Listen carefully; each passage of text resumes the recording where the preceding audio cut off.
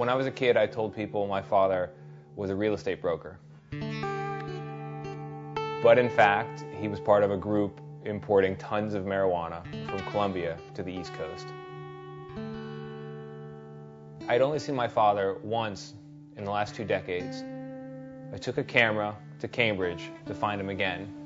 He was living in public housing about a mile from Harvard University, and we sat down to talk. Why did you get into smuggling?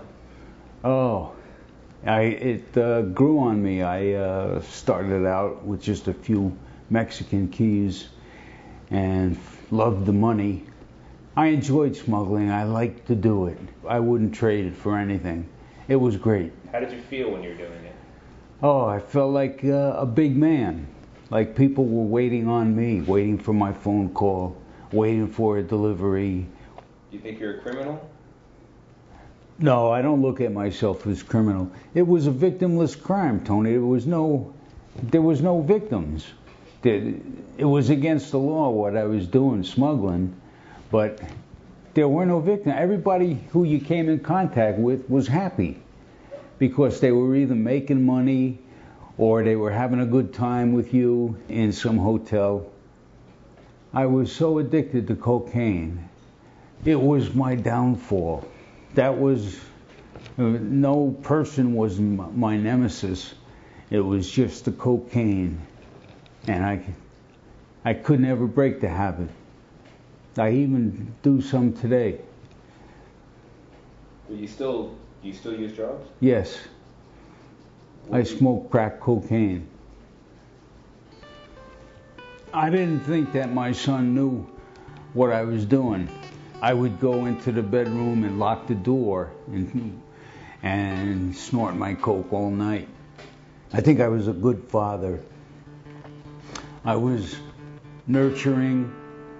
I played games with my son. I chased him around the house, giving him what I called upside down tickling. About how much money do you think you made? In my career? Yeah. Over $2 million. Wasn't over and how much money do you have now? $5. I got $5 in my pocket, and I have a nickel, literally, a nickel, 5 cents in the bank. Where did all that money go? Coke, women, high times in hotels. Were you going to quit smuggling at some point?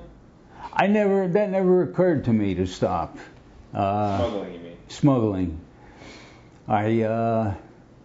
I never considered anything else. I certainly never considered any kind of a job or any kind of a career except for smuggling.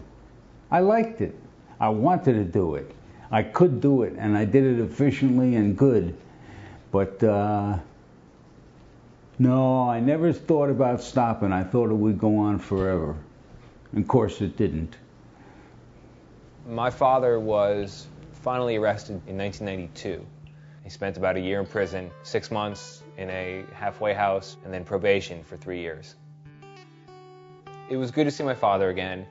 It was good to see where I come from, why I talk the way I do, why I walk the way I do. But the period of bonding between father and son has probably passed, and I'm not sure I'm going to see him after this.